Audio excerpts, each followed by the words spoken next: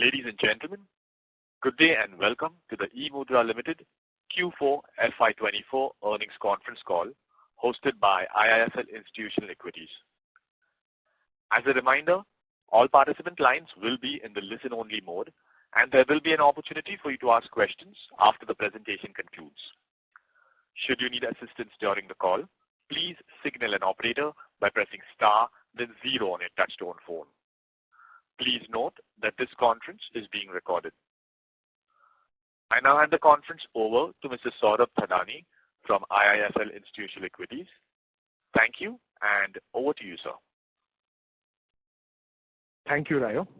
Good evening, everyone, and thanks for joining us today on the Q4 FY24 earnings call of eMudhra Ltd. On behalf of IIFL Institutional Equities, I would like to thank the management of eMudhra for giving us the opportunity to host this call. Today we have with us on the call Mr. Venkatraman Srinivasan, Executive Chairman, Mr. Ritesh Raj Pariyani, Chief Financial Officer, Mr. Kaushik Srinivasan, Senior Vice President Product Development, and Mr. Arvind Srinivasan, Senior Vice President International Sales and Strategy. I will hand over the call to Mr. Venkatraman Srinivasan to give the opening remarks and take the proceedings forward. Thank you and over to you, sir. Thank you, Saurabh. My thanks to all of you for joining this conference. And good afternoon to all of you. A warm welcome to our Q4 FY24 earnings conference call. I am happy to address you today and share our quarterly results and also annual results. I am pleased to announce that we have delivered strong performance with significant growth in all the metrics. Our total income for the quarter increased by 30.5% on a year-on-year basis and accompanied by growth of around 39.9% and 34.2% on a year-on-year basis in EBITDA and PAT respectively. For the year as a whole, for the year ended March 31, 2024, the total income increased by 49.6% as compared to the earlier year, and the EBITDA for the whole year increased by 25.8% and PAT by 24.8%, which is a significant improvement over the period. And during FY24, we have made significant progress in penetrating our solutions into global markets, aiding businesses in their transition towards zero trust. Traceability, verifiability, and security are increasingly important as business continue to adopt digital technologies as a way of doing business. In this context, public key infrastructure and digital signature certificates embed identity and security, allowing a far more robust security architecture as part of any digital data or document exchange. We continue to address mission-critical use cases as part of our enterprise solutions business, consisting of our paperless office and cybersecurity suite of offerings. By addressing diverse use cases across sectors and industries, we have been able to acquire new customers and expand our reach within the existing customer base as they mature through their journey of digital adoption and enhancing cybersecurity. Our paperless office product, mSigner, continues to see strong demand from several large customers globally, as it is seen as a platform of choice for solving complex document signing workflows in industries such as BFSI, pharma, etc. Additionally, our eMudhra solution is gaining traction as businesses shift towards more secure authentication methods, moving away from traditional passwords. Incremental sales come from upselling emCA and emDiscovery, where they adopt PKI and digital signature certificate-based authentication stroke authorization for ensuring stronger access control. We have been able to significantly grow our international businesses by focusing on sales and marketing. Our focus has been on establishing a strong market presence directly in regions like North America, which have advanced digital technology adoption, and in the Middle East and Africa, where there is a strong e-governance agenda centered on digital transformation and cybersecurity with zero trust principles. The acquisition of Icon has been successful, enabling us to leverage cross-selling and upselling opportunities across both Icons and eMudhra's offering to our client base. In the India market, where demand remains strong, we changed our strategy by unbundling hardware from our contracts. This change reduces reliance on third-party suppliers and also helps mitigate delays in project delivery and receivables. On trust services, we have a strong market presence in India, resulting in healthy growth and stickiness for our retail and direct-to-consumer sale of digital signature certificates. This resulted in strong growth for trust services as partners and customers want to work with a reliable digital signature provider who can provide quick identity vetting and strong support, particularly during peak issuance periods. eSign continues to see traction along with other offerings such as e-stamping as BFSI capital markets move towards paperless transformation. We continue to focus on SSL/TLS certificate as part of our certificate lifecycle management product, mDiscovery, helping us differentiate from a pure play SSL/TLS players. Our R&D efforts are focused on reimagining security in the context of quantum computers, edge computing, and data privacy. In line with this, we have already embarked on R&D in post-quantum cryptography, fully homomorphic encryption, and mobile PK. To summarize, we see continued opportunity in our space as digital transformation and movement to zero trust as a result of cyber threats continue to be the top of the mind agenda for many large organizations. At eMudhra, we will continue to invest in building product depth, service capabilities, and market reach to effectively address these opportunities. So during the year, key project wins partnered with a large IT outsourcing for the use of our managed PKI platform with SSL/TLS certificate. This will enable securing website devices and enterprise IT infrastructure. Rollout of national PKI infrastructure for a country in Africa to build digital signature infrastructure, remote signing capabilities and use cases for paperless transformation. Implementation of e-signature workflow product for a mid-sized technology firm in North America for legal, procurement, and human resources paperless transformation. Implementation of private PKI for consumption of certificates for a mid-sized IT firm in the US. Partnered with BFSI clients in India for mSigner, eSign, and e-stamping for process automation and paperless transformation in lending, onboarding, and other workflows. Rollout of MCA platform for a wing of the defense forces for secure authentication and encrypted data communication within their network. Rollout of PKI infrastructure for a large private sector corporate in Indonesia for issuance of digital signature certificates, remote signing, and driving use cases for paperless transformation. Implementation of our MCA suite of products for a large government customer in India focused on delivery of citizen services. Rollout of integrated access management and authentication platform for a very large bank in India. And continued deal wins in India across BFSI for mSigner, eSign, and e-stamping for process automation and paperless transformation in lending, onboarding, and other workflows. And consulting engagement in establishment of digital signature infrastructure in a progressive country in Africa. Rollout of public key infrastructure authentication and access management solution for a defense agency in India. Upgradation of e-signature platform for a certifying authority and single window operator in West Africa. Rollout of e-signature platform for paperless transformations of customs authority in Middle East. Rollout of e-signature platform for a large urban development company in the Kingdom of Saudi Arabia. Rollout of eSign for bank official for a large public sector bank for digitally signed approvals to enhance transparency in India. And other business highlights, certification of mSigner for SAP SuccessFactors or easy signing of HR onboarding documents.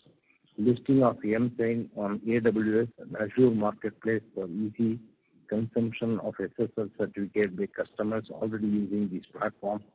Use of generative AI in driving significant efficiency in customer responses via our email channel for our digital signature customers. So these are the highlights. Now I request Mr. Ritesh Paryani to take us through the financial performance of the company. Thank you, Chairman. Good afternoon, everyone. I hope you all are doing well. Let me begin by sharing the key financial for Q4 financial year 2024. We are pleased to announce that our revenue from operation in Q4 financial year 24 was rupees 996.9 million, a year-on-year growth of 29.8%. The revenue growth was driven by the strong performance in trust services in international markets. There was a rise in the enterprise solution segment, which generated a revenue of rupees 2,687 million, reflecting a year-on-year growth of 64.1%, while the trust services revenue grew by 22.8% year-on-year to rupees 1,044 million. The operational revenue for financial year 2024 was at rupees 3,731.2 million, representing a year-on-year growth of 50%. In Q4 financial year 24, EBITDA rose to rupees 363 million, a 39.9% increase year-on-year, with a margin of 35.2%. Net profit reached to rupees 212 million, up by 34.2% year-on-year, with margin of 20.6%. For financial year 2024, EBITDA was rupees 1,164.8 million, with a margin of 30.6%, and the net profit was rupees 763.5 million, with a margin of 20.1%. There has been a strong EBITDA and PAT growth despite increased investment into sales and marketing. Now I request Chairman to take the call ahead.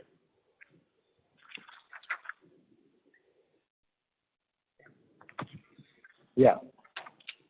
So now we have explained from our side. We can take the question and answers.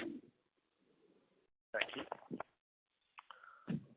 We will now begin the question and answer session. Anyone who wishes to ask questions may press star and 1 on their touchtone telephone. If you wish to remove yourself from the question queue, you may press star and 2. Participants are requested to use handsets while asking questions. Ladies and gentlemen, we will wait for a moment while the question queue assembles. To ask questions, please press star and 1.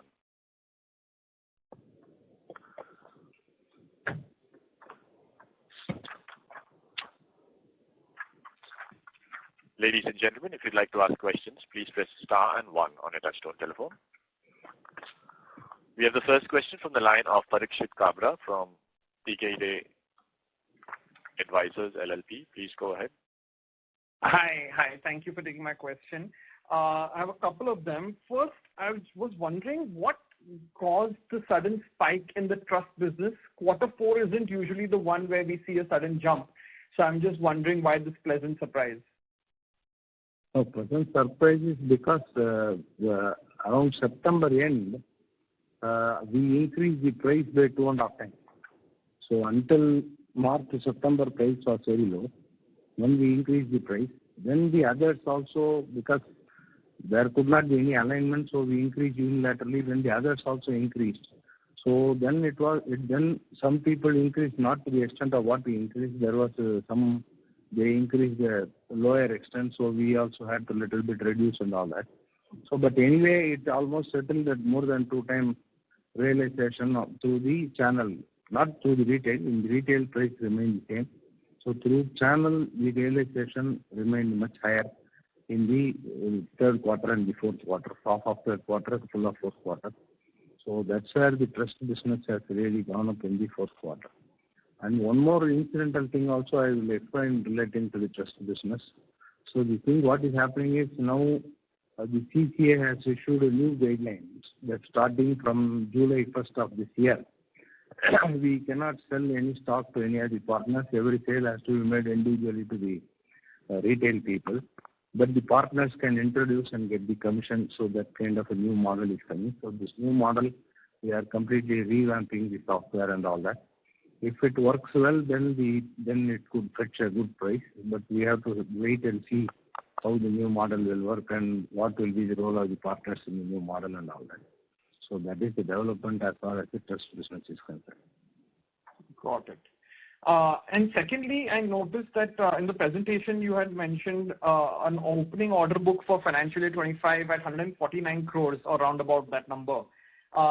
In previous year, this has grown by 25%, and I think previous year also we were given a guidance that we can look at a 2 to 2.2 multiple on the ordering on the order book to get a sense of the what the revenue would be this year. Would you continue with the same guidance, or should we expect around 320, 330 from the enterprise business? Yeah, this order again, if you see, this is excluding our services business. For example, if you take, we acquired Icon Tech Services, and then we also started doing services from India also for some of the banks and also for the Middle East banks and all that. So this order book is predominantly for the enterprise solutions business.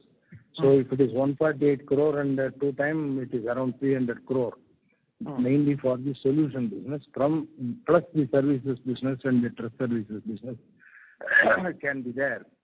So that's why we think that maybe we may be able to do almost a 25% to 30% growth in revenue in the coming years based on this, our historical performance.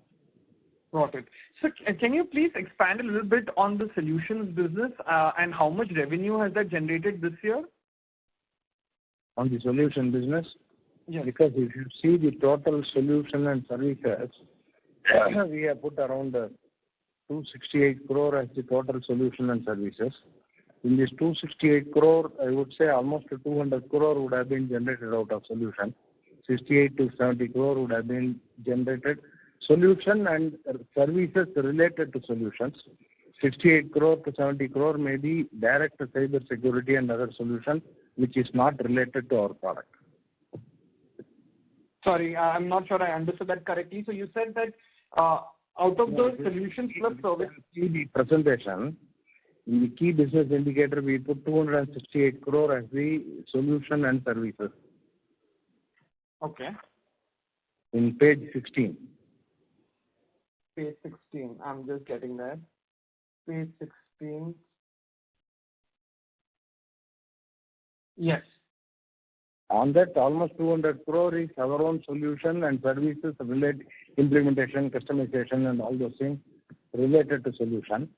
Another 68 crore will be the services arising out of ICON, and we have also started service division, and we are servicing certain large banks in the Middle East and all that. So that will be 68 crore. Got it. And how do you think this solutioning, the services business will be growing? Is it growing in line with the rest of the business, the 25-30% growth, or are you expecting that to be? No, it is growing because the cyber security related services, there is a good demand in the market. So that will also grow in almost, if not 28%, at least 20% it can grow. Got it. And what about the India enterprise business? Of course, I noticed that this quarter there was in fact a loss in the business in the segmental results. And I know we are changing strategies, so the revenue has also been declining. Are we foreseeing a challenge in the next financial year, or do you think it will stabilize at around 15 crores a quarter? In India enterprise business, what we are doing is because the large chunk is coming from the government business. In the government business, we were also bundling the hardware. But now the receivables is becoming very high, mainly because of the India government business. So the India government receivable itself could be 40 crore or something out of this total receivable of 100 crore. So that's where we want to not to bundle the hardware. We want to only sell our software and then leave the bundling of the hardware to the other system integrators. So that's where the revenue increase is not commensurate, but our aim is to gradually reduce the receivables and minimize our risk also. So this is where it is. But what you are saying, 15 crores per quarter can definitely continue.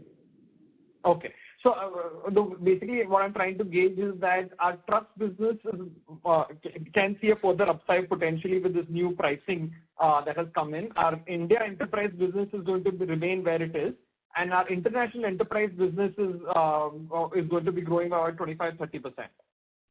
Yes. Right? So that's why on the whole, what I said is around, we are estimating 25 to 30% growth on the whole. Okay. So on the whole, something may go in and there, but on the whole, one would compensate the other. Got it. And then I'll just slip in this last question. There is the national PKI infrastructure they're developing for an African country. Would I be wrong in getting overexcited about it to think that it is a massive opportunity, because after making the ecosystem, you'll get plenty of opportunities for different use cases to expand your business? Yes, definitely. But still it has all not materialized. A lot of discussion is going on, mainly in Kenya and Tanzania and also in the Rwanda, Uganda and one more Ethiopia. But those things have finally materialized. Got it. And how is the US traction coming along? Are you seeing incremental improvement this quarter? Yeah. Improvement is there. And further improvement will also be there, mainly both the segment, in paperless segment and also the trust service segment. So a lot of POCs going on. We are doing the POC. Some are getting converted into order and all that. Anything, Kaushik, you would like to supplement anything on the US? No, I think on the ground, quite a bit of traction is going on. Like our chairman said, number of POCs, various mid-market sort of deal wins, and we're also focused on trying to get into some of the larger enterprises. Got it. All right. Thank you so much and good luck. Yeah, thank you. Thank you. Participants who wish to ask questions, please press star and 1 on your touchtone telephone.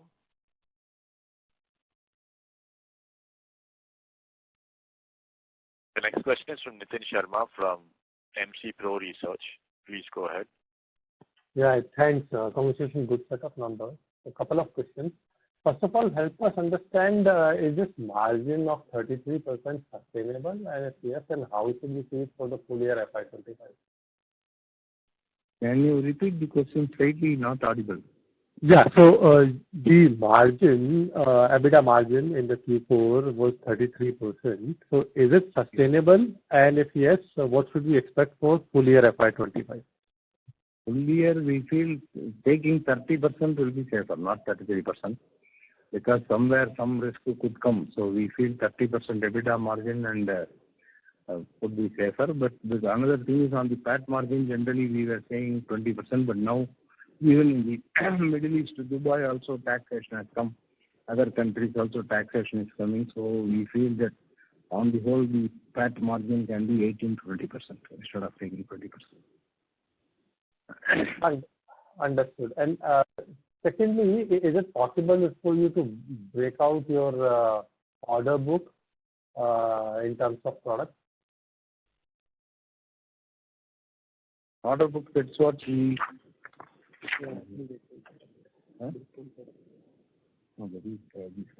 Based on product, that's what we sell. The solution order book is the 148.6 crore.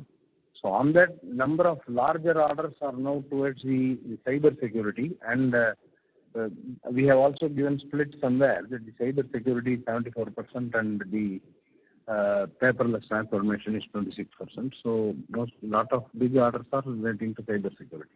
So maybe the pending order also may be in the same proportion. Understood. Thank you. I'll get back to the queue. Yeah. Thank you. Ladies and gentlemen, to ask a question, please press star and 1.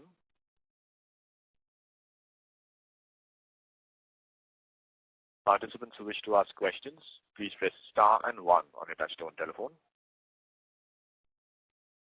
The next question is from the line of Saurabh Thadani from IIFL Institutional Equities. Please go ahead. Yeah, thank you for the opportunity and congrats on a strong operational performance. My first question is a follow-up on the order book. Can you give us a sense of demand from the key geographies, your existing ones, Middle East, India, versus some of the newer geographies that you're trying to enter, just to get a sense of how demand is progressing across the key geographies? No, key geography, the demand is very good from India as well as from because there are several large government projects going on. So that way the demand is good. In the Middle East also demand is good. In Africa, we expect a lot of order coming in the coming year because as I said, a lot of discussions are going on in Tanzania, Kenya, Rwanda, Uganda, and also in Ethiopia. Then some more discussion is also going in Ghana and other places. So this is one thing. Then the other thing is the USA. In USA, number of POCs are going on, both from the M-Signer side and also the MCA side. So that's another place where we can come. But Europe is still not very too much of this thing is not happening. Some small businesses are happening. So that's where we are trying to see how we can put a senior person who can get into the European market and improve. So as of now, if you see, Europe is still not caught up to the level of Middle East and the US. And similarly, Indonesia also, a lot of new things are emerging. But Philippines, another area where we have put a senior person and then see how we can go Philippines. But up to now, it has not picked up the momentum. So everywhere, wherever the momentum has already picked up, it is good. But wherever momentum is lower, we are putting very senior people and then try to see how we can pick up momentum in those geographies. That would increase the cost, but I think it can also offset the new sales.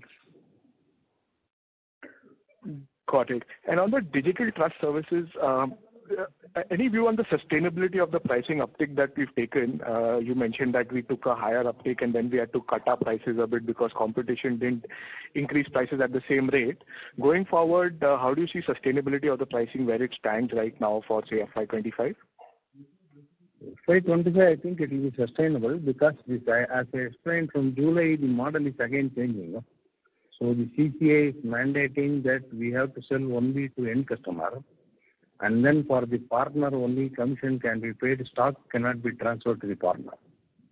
So this will be altogether a new model. So in this, what will happen is the revenue can grow higher, but commission also, cost will also grow higher.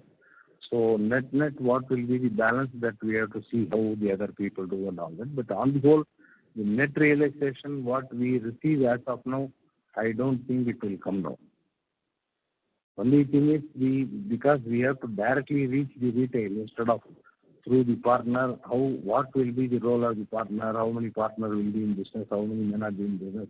Because of that, would there be any effect on the volume of signatures to be sold? So all this a little bit we have to wait and see. But otherwise, on the effective realization, I think it can only increase and it cannot go down. Got it. And within, again, digital services, the new products segment, that is flattish YOY. Any reasons? I mean, is there any particular product within that is not growing while the others are growing? Any color on the new products? Growing, but started growing mainly in the fourth quarter. So the result will be seen in the coming years. Because the e-sign has started going really well, but the SSL still not growing well. But we have to. That's why we are more positioning the SSL along with this e-sign hub, where directly they can identify and also replace the signature and all that. Instead of a commodity market, we are trying to aim at a niche market for this as a e-sign hub. Maybe Kaushik, you can explain a little on this. Yeah, Saurabh. So what is happening is in SSL TLS, again, there are few other players. So as against positioning pure play SSL TLS only the certificates, now larger enterprises really require the need for capabilities of how do you discover the certificates, how do you renew and provision. That is where, if you recollect, we built that product EM Discovery, which is also further been enhanced with a lot of additional capabilities. So we are positioning it as an integrated offering rather than selling standalone SSL TLS. So like our chairman said, I think in the coming few quarters, there'll be hopefully increased momentum on that. Very clear. One last question from my side on the margin, right? I think we've seen a pretty sharp uptick in this quarter on sequential margins. Can you just maybe highlight what were the key drivers that led to this kind of margin improvement and where we are on the journey of increasing sales and marketing in some of the key geographies where we are looking to penetrate? Yeah, the margin I will explain, then I will request Arvind to explain about the international positioning and marketing. On the margin, if you see this quarter alone, the margin increased because of the good jump in the trust services business and also lower hardware composition in the overall sales. So those two resulted in the margin improvement. So that on the whole, for the whole year, we are still conservatively thinking that we should work on the 30% EBITDA margin and not on 33-34% margin. But if we achieve it, it's good. So this is what our thinking as of now is. Then on the international expansion side and where we are going, maybe Arvind can explain. Yeah, sure. Yes, so on the marketing and positioning side, we're doing a lot of work. And in fact, we adopted some technology to drive a lot of automation and specificity as well across regions. So the focus really is that, because we have the cybersecurity and paperless to target specified user groups, so business verticals and segments with specific use cases, and really leverage the digital marketing because we find the cost and the return on investment there to be better to supplement our outbound efforts, right? So to go more in the direction of inbound marketing, and that's in essence what we're working towards on one side.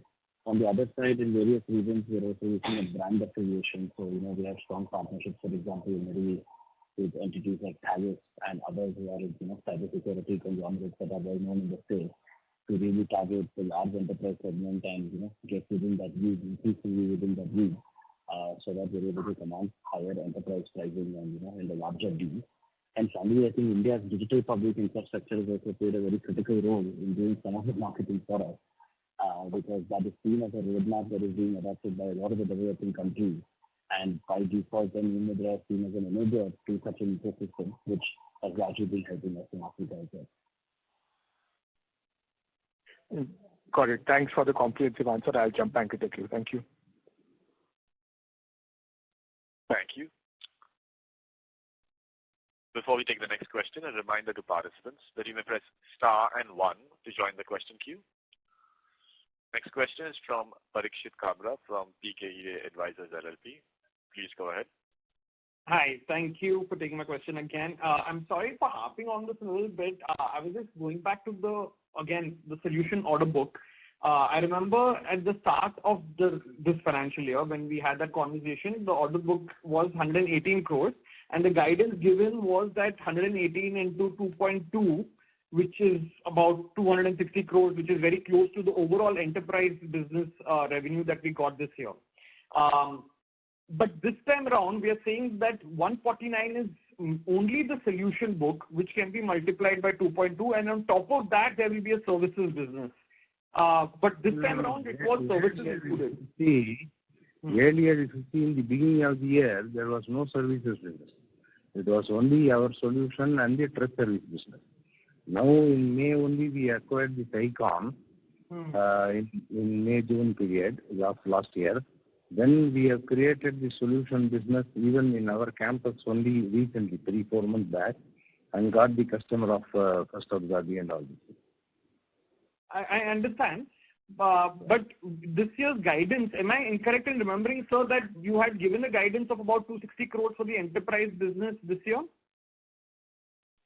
No, 260 plus around 85, because initially we hoped only 15% increase in trust services. So that's where almost not 260, maybe 240 to 250, another 100 crore of trust services. That's where around some 350 something. Correct. So hence my point, sir, is that there was a factor given of order book multiplied by 2.2 plus whatever trust business is there. Trust business I'm leaving aside was the general rule of thumb. Generally, we were talking of 2 only, not 2.2, I think. Maybe Kaushik can correct if I am wrong. Then we were always talking of 2. Yeah. Okay. So it was always supposed to be 2. Conservative on the overall side, so that's where overall we said we may be able to do around 360 kind of number. Got it, sir. And sir, can you please elaborate again on the solutions business? What exactly does this entail? Is this like an AMC? No. This is consisting of all our product, MCA, eMOS, then mSigner, then No, sorry, I meant the services business. Services business. So, sir, you are asking about solution or services? Sorry, I'm asking about the services business. My mistake. Services business is mainly the services relating to the cyber security, paperless transformation, providing SOC, NOC, and those kind of services, then the penetration testing, vulnerability assessment, all these kind of services where we provide people and charge on the basis of the man-day or sometime on the fixed price engagement also. There is nothing related to our product. Okay. And these are, how is this, like what is the business model here? Is this a 3-month-long consulting project? Is it an ongoing service provision that we provide them to perpetually? It is both model. One is the fixed price model and another is the number of people provided. For example, First of Gabi Bank. For First of Gabi Bank now we have provided almost 60 people, and on the basis of the people we charge. Got it, sir. And this engagement is typically a 1-year contract, 5-year contract. I'm just trying to understand what is the duration of this business. Generally, it will be 1 year to 3 years, not 5 years. Okay, 1 year to 3 years. So okay, understood. And because it's our first year of doing this business, I guess it will take time to ramp up and figure out how long what is your assessment of how long you'll be able to maintain these clientele? No, we will be able to maintain because as long as our services is good and competitive, we should be able to maintain. So then this business becomes a compounding business every year. Yeah, little bit it will compound also. It will not be stagnant. There also this, as I said, around 20% growth or 25% growth may be possible. But we are yet to test it because this being the first year, we have to test and see what way it will grow.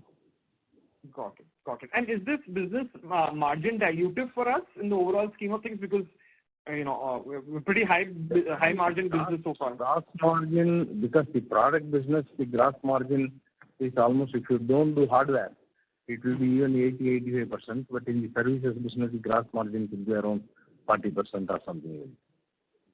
Got it. So it will create some level of margin dilution. But including that only, this overall margin of this 65 to 69% is coming. No? Yeah, of course. I understand. But as the weight of the solution business, if the solution business outgrows, the services business outgrows the solution business, then it will put further pressure. As of now, we are not envisaging services to outgrow the solution business. Okay. Got it. All right. Thank you, sir. Just to add, the idea is to create multiple entry points into the customer. So we're only focused on the CISO organization. So this allows us to basically enter and then cross-sell and upsell our solutions and vice versa. That is how some of these accounts we got. They were existing customers for our solutions. We incrementally were able to, reached out to us saying that, can you help us with a few of our problem statements? Got it. Understood. All right. Thanks, Kaushik. Thank you. The next question is from the line of Zalak Rathi from Agility Advisors. Please go ahead. Hello. Yeah. Hello. Am I audible? Yes. Okay. Thanks for the opportunity. In last phone call, you said that domestic business our realizations were low due to high proportion of hardware. So could you please elaborate what comes under hardware category? What is it? Can you repeat the question? In last phone call, you said that our realizations in domestic business were low due to high proportion of hardware business. High potential of hardware. High portion of hardware, I will take that. So these hardware are mainly specialized modules called hardware security modules or HSMs, which hold these cryptographic keys and which are required by our solutions to basically be able to fulfill various end customer use cases. And we are moving towards software business. So what will be included in the software business?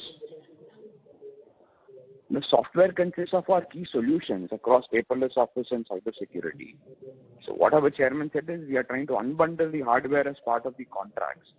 So where the focus is mainly on delivering our software, while the system integrator is able to deal with the hardware that may be associated. Right? So we will not actively get into it.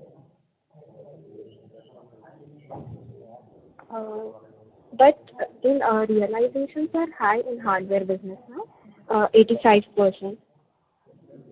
85% is a gross margin. Okay. In solutions, in software. 85% realizations are in software and services, solutions and services. Hello? No, I'm not. Yeah, your voice is not coming. Hello? It's not clear. Lot of other noise is coming. In which business we have 85% gross margin?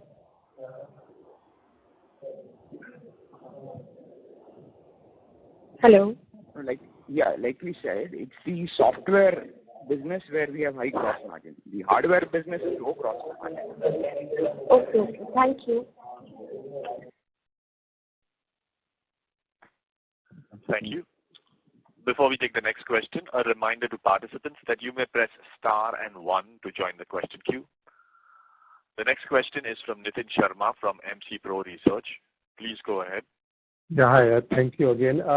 Just if you want to understand, where did your DSO days stood in Q4 and how should we see it in FY25 given the challenges you faced out this year?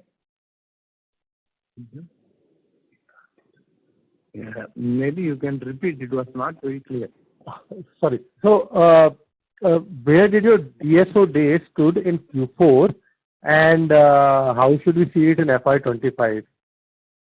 No, the country data receivable days almost remain the same. So even last quarter in September also same, almost 94, 95 days, and similarly now also around 94 days. So it has not increased. In the coming year, we feel it should little bit come down because of unbundling of the hardware in all the government business, it will result in more margin, but at the same time could result in some lower sales of such items, so that the receivables can little bit come down. So is it fair to assume around 85 days, 85 days? Yeah, that much it may remain, or 85 to 90 days it will remain. Understood. Thank you.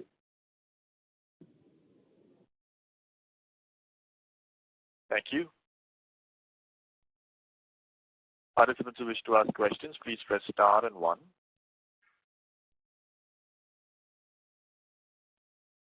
Next question is from the line of Saurabh Thadani from IIFL Institutional Equities. Please go ahead.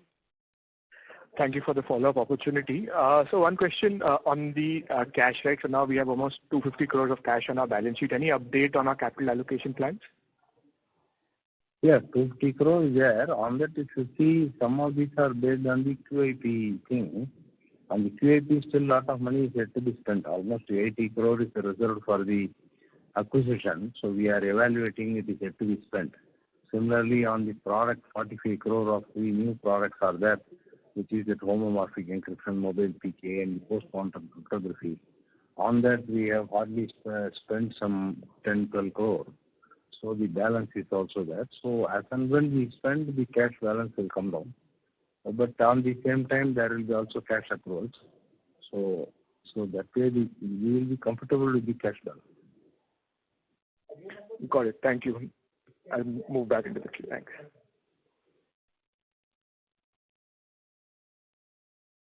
Thank you. Participants who wish to ask a question, please press star and 1.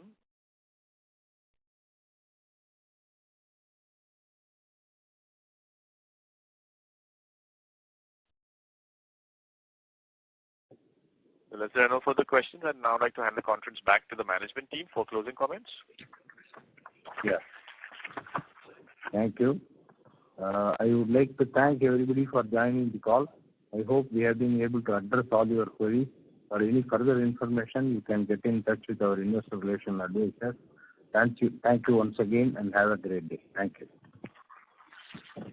Thank you very much. On behalf of IIFL Institutional Equities, that concludes this conference.